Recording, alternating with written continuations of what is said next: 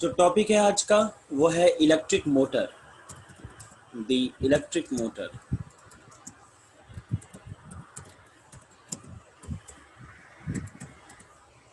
ठीक है, देखते हैं इसका कंस्ट्रक्शन देखेंगे, प्रिंसिपल देखेंगे, कैसे ये काम करता है, सारी चीज़ें देखेंगे एक एक करके।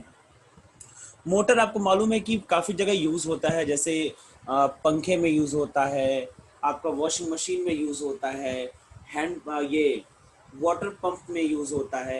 इनफैक्ट मोटर पे आजकल इलेक्ट्रिक स्कूटर बन रहा है, इलेक्ट्रिक कार बन रही है। तो इन सब जगह पे मोटर का एक बहुत बड़ा यूज़ है। ठीक है, सबसे पहला जो है वो है प्रिंसिपल ऑफ मोटर। किस प्रिंसिपल पे काम करता है?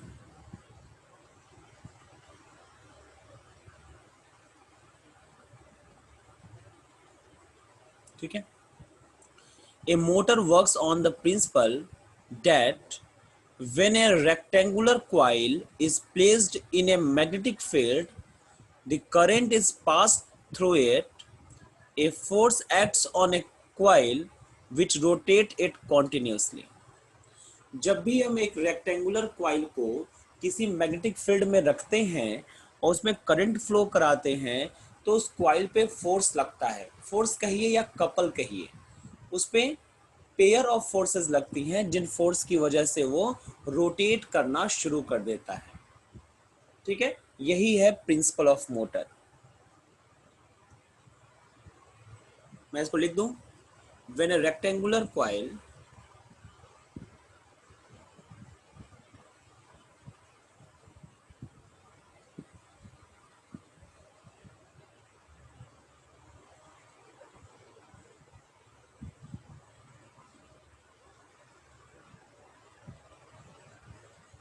coil placed in magnetic field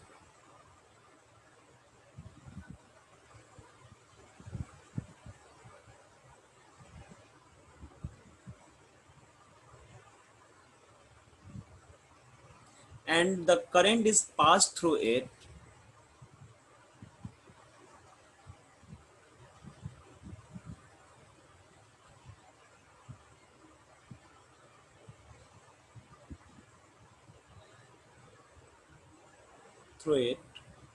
then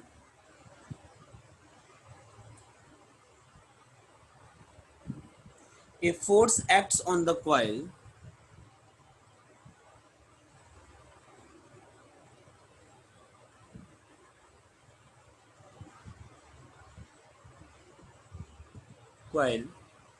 which rotates the coil which rotates it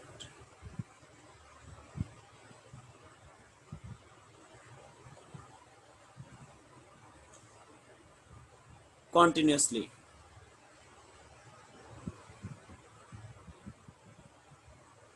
ठीक है, जैसा कि इससे पहले भी मैंने आप लोगों को बताया है कि जब भी कोई करंट कैरिंग कंडक्टर अगर किसी मैग्नेटिक फील्ड में रखा जाता है तो उस पर फोर्स लगता है। ठीक है, उसी तरीके से if a rectangular coil is placed in the magnetic field, then the force is also acts on the coil and this force rotates the coil in the magnetic field continuously. This is the principle of the motor. Now, construction.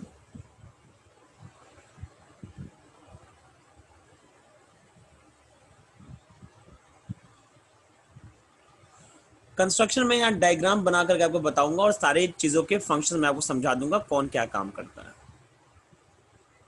Construction of A motor.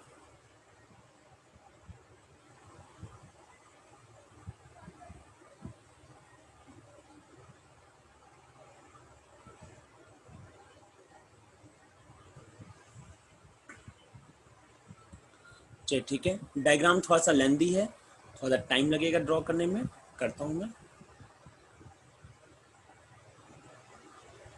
आप लोग परेशान मत होइएगा।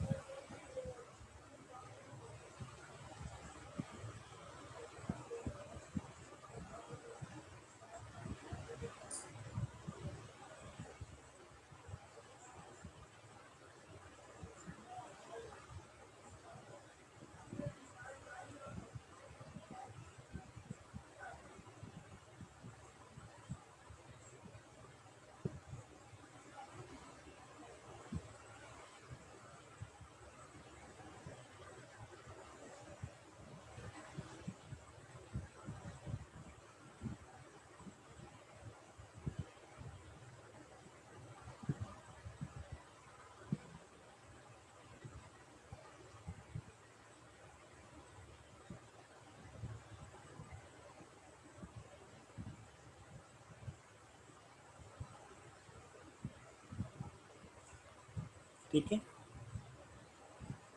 Draw कर रहा हूँ, थोड़ा सा time taken है, परेशान मत होइएगा आप लोग।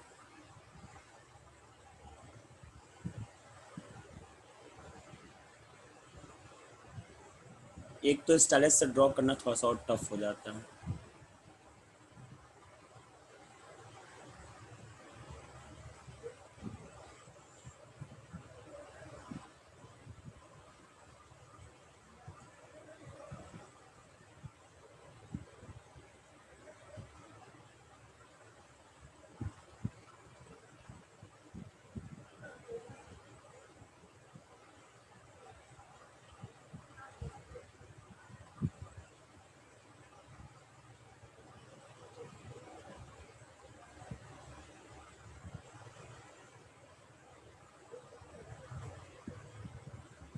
ठीक, ये एक्चुअल में ये दोनों मैग्नेट हैं।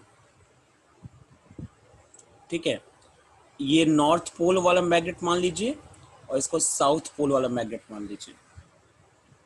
दोनों मैग्नेट हैं और मैग्नेट्स के बीच में यूनिफॉर्म मैग्नेटिक फील्ड प्रोड्यूस हुआ है और इसके बीच में हम लोग क्वाइल रखेंगे।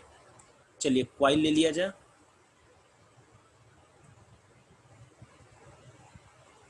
क्वाइल हमारा ये है।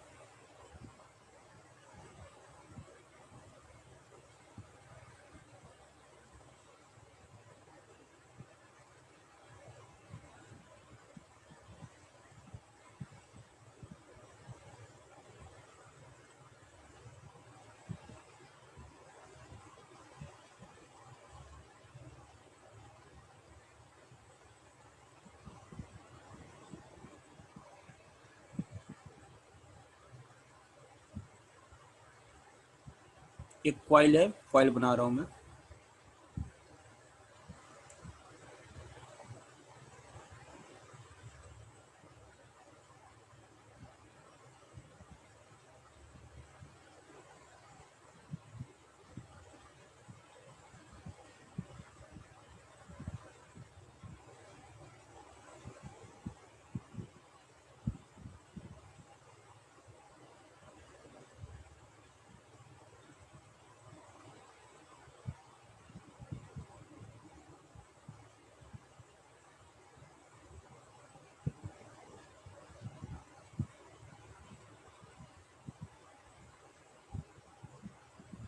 ठीक है, ये इसके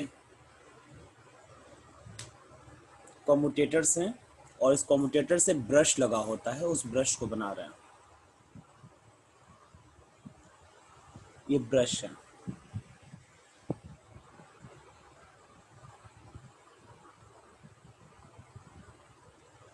ठीक, और ये जो ब्रश है मैं सबका नाम लिख दूंगा, परेशान मत, सबका नाम लिख दूंगा मैं। इस ब्रश से कनेक्शन होता है बैटरी से, सबका नाम लिख देंगे अभी।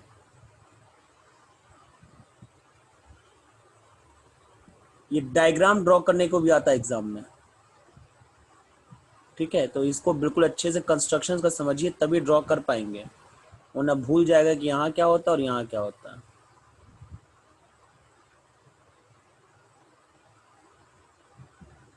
कि मैं यहाँ पे एक सेल लगा रहा हूँ, एक स्विच भी लगा दिया जाए ऑन ऑफ करने के लिए।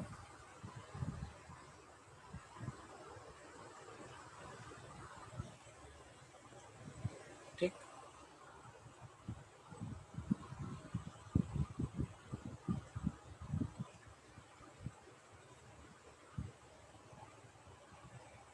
अभी बहुत कुछ है।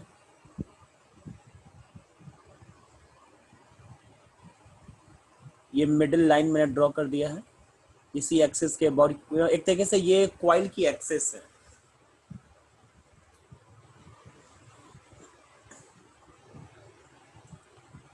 चलिए अब आपको हम सारी बात समझाते हैं, पहले सबका नेमिंग लिख दें। नहीं, नेमिंग करना बहुत जरूरी है, एग्जाम में नेमिंग नहीं रहेगा तो मार्क्स नहीं मिलता है। सबसे पहले नेमिंग कर दें। ये मैग्नेट है।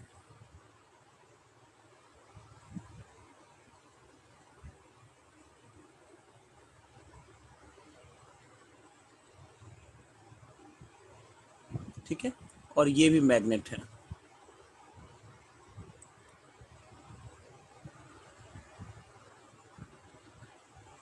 ये क्वाइल है,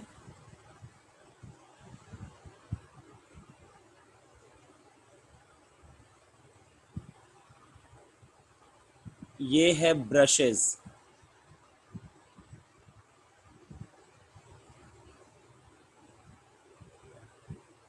ठीक, और ये है कॉम्यूटेटर।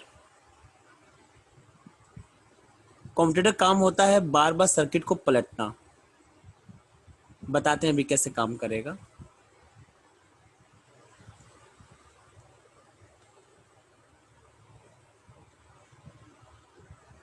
ठीक है, जो कॉम्यूटेटर, ये जो कॉम्यूटेटर है ब्लैक कलर वाला, डार्क ब्लैक में जो है, ये क्वाइल के साथ साथ रोटेट करता है। ठीक है,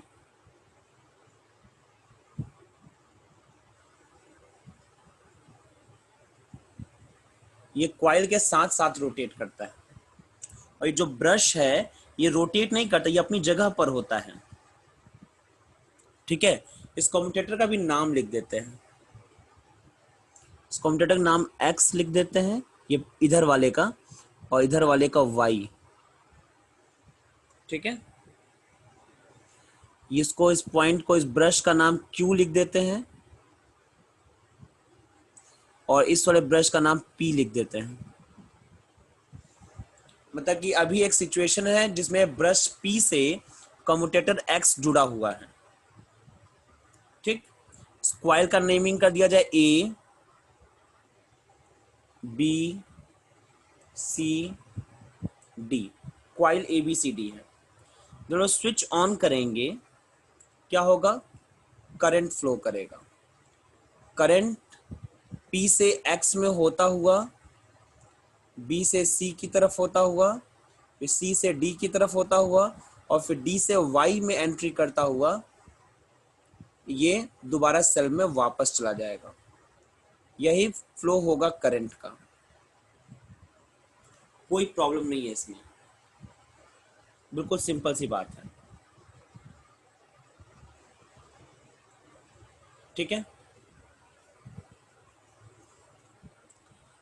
अब जो है मैग्नेटिक फील्ड किधर होगा, जो मैग्नेटिक फील्ड होगा वो इस तरफ होगा, समझिएगा। मैं ब्लू कलर से ड्रॉ कर रहा हूँ मैग्नेटिक फील्ड को। नॉर्थ से साउथ की तरफ होता है ना मैग्नेटिक फील्ड, इस तरफ मैंने ड्रॉ किया है, और इसको जरूरत पड़ने में मैं इरेज भी कर दूंगा जब काम हो जाएगा, तो क्योंकि काफी लेंदी लगने लगेगा देखने में ये। ठीक है, ये मैग्नेटिक फील्ड है।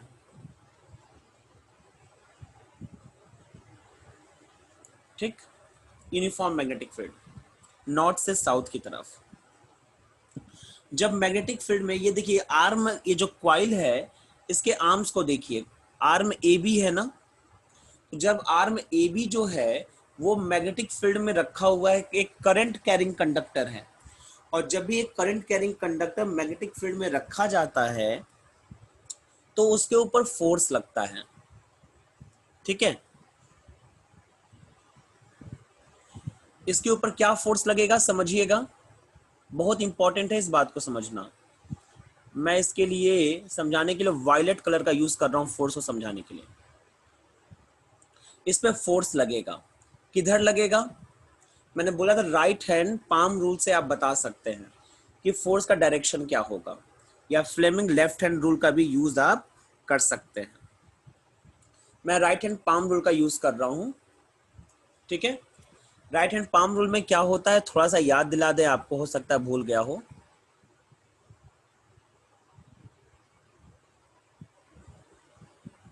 जो अंगूठा है ये करंट के डायरेक्शन में होता है, फिंगर्स जो है वो मैग्नेटिक फील्ड के डायरेक्शन में होती हैं। ठीक है, और जो हमारा पाम है वो फोर्स का डायरेक्शन को बताता है। ये राइट हैंड है।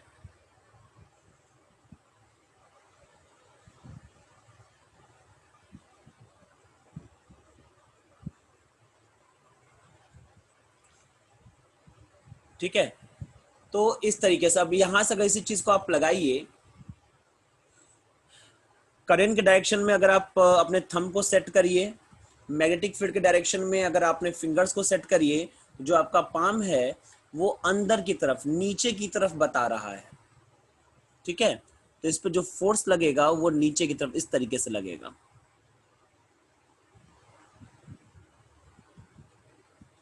मैं यहां दिखा दे रहा हूं। कोई प्रॉब्लम है किसी को? बहुत सिंपल सी बात है ये। इस तरीके से फोर्स लगेगा नीचे की तरफ, एफ। ठीक है, यानी कि जो ए बी आर्म है वो नीचे की तरफ चला जाएगा, और जो सी डी आर्म है इसके ऊपर देखिए तो कैसे लगेगा फोर्स, वही राइट हैंड पाम रूल लगाइए, तो जो सी डी आर्म है इस पे फोर्स जो लगेगा वो ऊपर की तरफ लगेगा।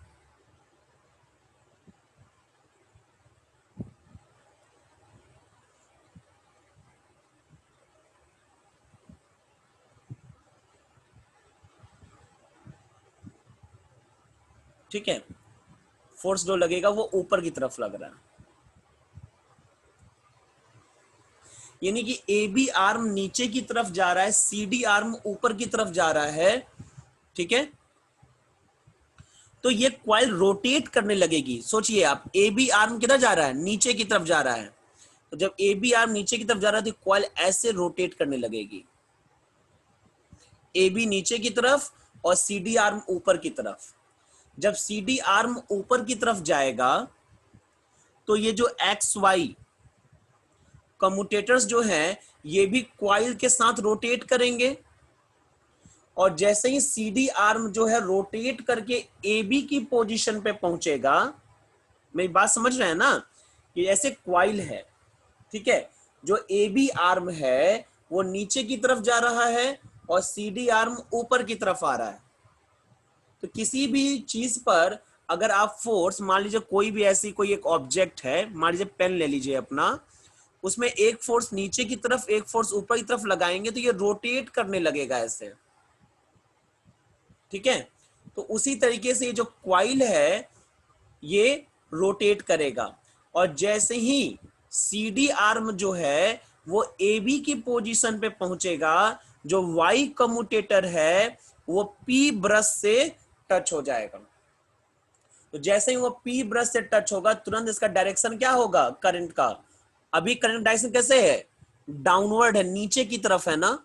तो जैसे ही वाई कम्यूटेटर जो है वो पी ब्रश से टच करेगा, ठीक है, तुरंत करंट का डायरेक्शन कैसा हो जाएगा, ऊपर की तरफ हो जाएगा, ए बी की तरह।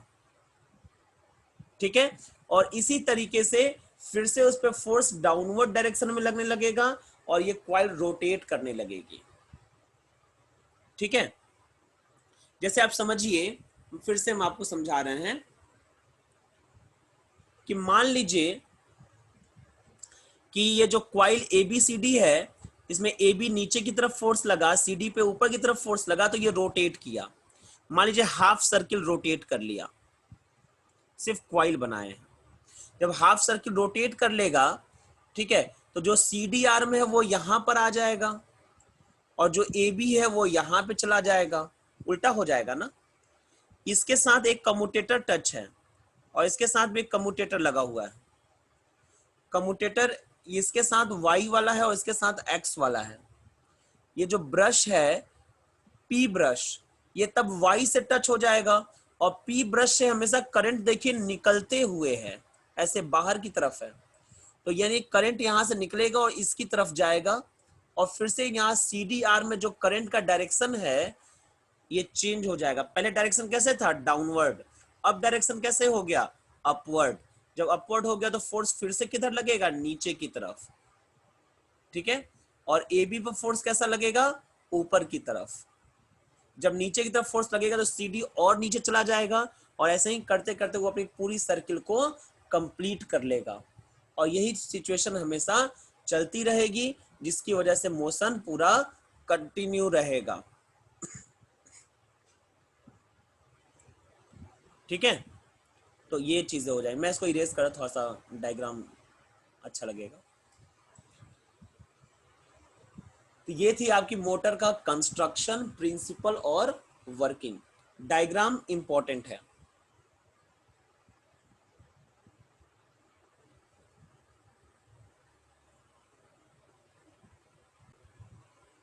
मैं वर्किंग जो है इलेक्ट्रिक मोटर की मैं फिर से आपको बता रहा हूँ। अगर आप कोई छोटा सा मोटर देखे होंगे खिलौने वगैरह का, तो उसमें भी आप देखे होंगे कि एक मैग्नेट लगा होता है अंदर, साथ ही साथ एक छोटी सी स्टील की वो होती है, मतलब रॉड होता है, उस पे कॉपर की वायर लपेटी होती है। तो जो कॉपर की वायर जो लपेटते हैं वो एक्चुअल में कॉइल है। ठीक है।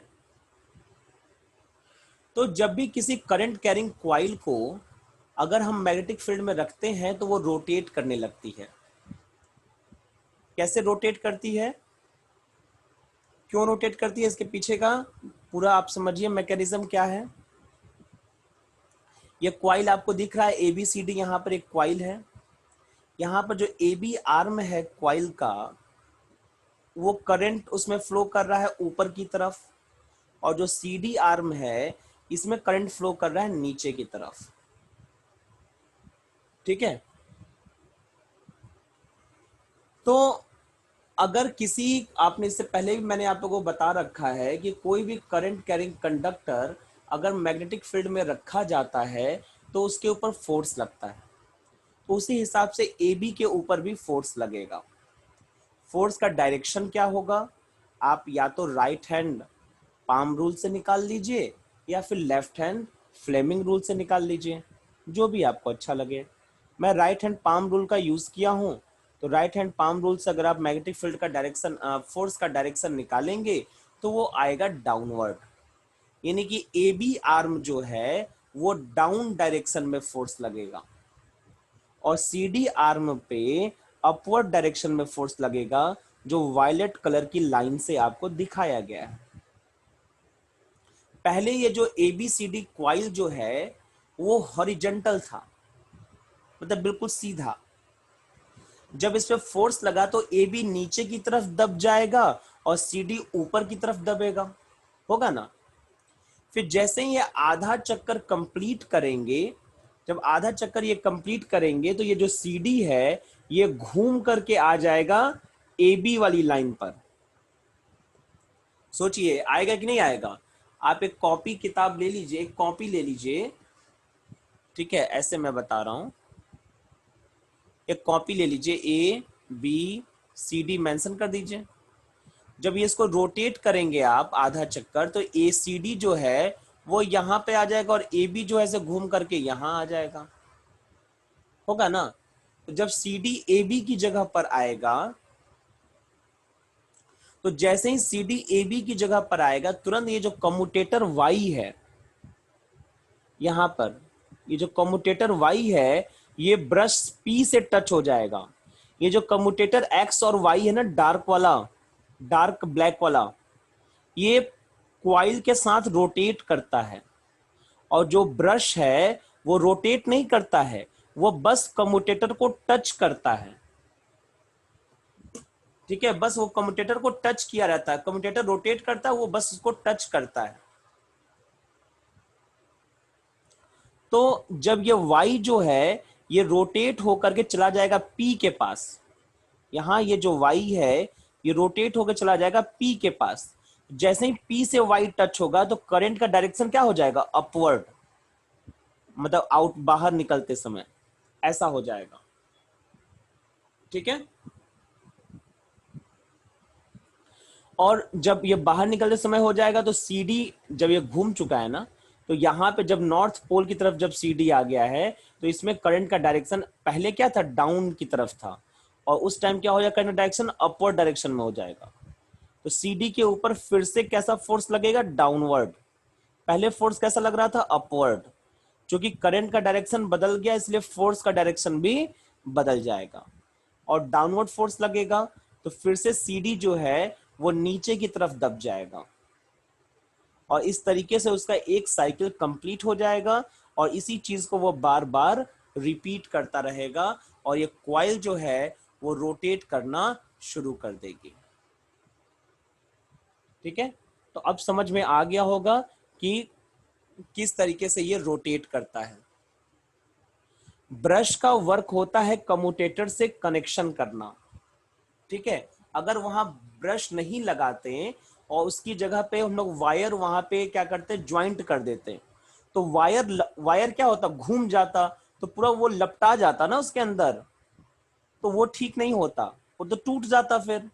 इसलिए ब्रश लगाया गया है, ताकि ब्रश जो है वो कम्यूटेटर को टच करेगा, सिर्फ टच करेगा। और जब ये चेंजिंग होती रहेगी तो उसके साथ साथ उसका कभी वो, देखो कभी ब्रश पी जो है कभी एक्स से टच करेगा, कभी वाई से टच करेगा, ठीक है। जब ये वाई रोटेट करके एक्स की जगह पे पहुंचेगा तो वो वाई से टच करने लगेगा।